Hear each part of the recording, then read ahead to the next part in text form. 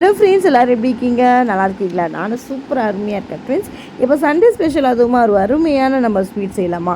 என்னடா ஸ்வீட்டுன்றீங்களா? ஆமாங்க friends, sweet தாங்க ஃப்ரெண்ட்ஸ். வெறும் ஸ்வீட் இல்லை, குலாப் ஜாமுன் ஃப்ரெண்ட்ஸ்.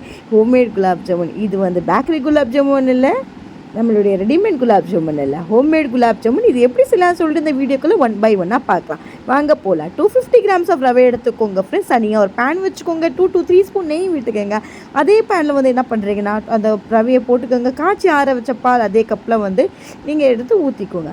அதுக்கப்புறம் மாவு போல் கொஞ்சம் வந்து பார்த்திங்கன்னா, அது வந்து மீடியம் ஃப்ளேமில் வந்துட்டு ஃப்ரை ஆகிடணும் ஃப்ரெண்ட்ஸ். அதுக்கப்புறம் பொரிச்சதுக்கப்புறமா என்ன பண்ணுறீங்கன்னா, தனியாக எடுத்து ஊற வச்சுருங்க. ஒரு ½ அன் ஹவர் ஊற வச்சுருங்க ஃப்ரெண்ட்ஸ். ஊற வச்சதுக்கப்புறமா அதே பேனில் தனியாக ஒரு பேன் வச்சுக்கோங்க.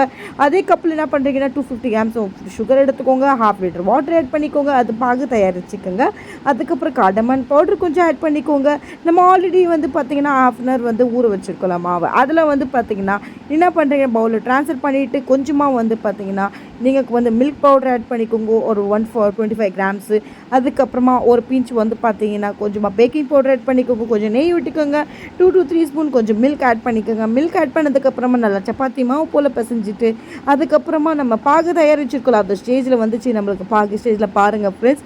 அதுக்கப்புறமா மாவு இருக்குல்ல ஃப்ரெண்ட்ஸ், நம்ம சப்பாத்தி மாவு மாதிரி பிசைஞ்சு வச்சுருந்தோம்ல குலாப் ஜாமுனுக்கு, அது பால் ஷேப்பில் பாருங்கள் ஃப்ரெண்ட்ஸ். எல்லாமே இதே மாதிரி உருட்டி வச்சுருங்க. தட்டில் வச்சுருக்கேன் பாருங்கள். அதுக்கப்புறமா வந்து இதை என்ன பண்ணலான்னா, நம்ம எண்ணெயில் போட்டு ஃப்ரை பண்ணிடலாம் ஃப்ரெண்ட்ஸ். ஃப்ரை பண்ணதுக்கப்புறமா என்ன பண்ணுறீங்கன்னா, உடனே ஃப்ரை பண்ணிவிட்டு இந்த பக்கம் வந்து நம்ம என்ன பண்ணலான்னா, சக்கரை பாகு இருக்குல்ல, அதை உடனே ட்ரான்ஸ்ஃபர் பண்ணுங்கள். ட்ரான்ஸ்ஃபர் பண்ணிட்டு ஒரு 5 hours நல்லா ஊறணும் ஃப்ரெண்ட்ஸ். செம்ம சூப்பரான homemade gulab jamun ready friends. நீங்களும் செஞ்சு அசத்துங்க இந்த சண்டே ஸ்பெஷல். அதுமா ஃபுல் வீடியோக்கு கீழே இருக்க லிங்கை ப்ரெஸ் பண்ணுங்கள். சப்ஸ்கிரைப் பண்ண மறந்துடாதீங்க. தேங்க்யூ.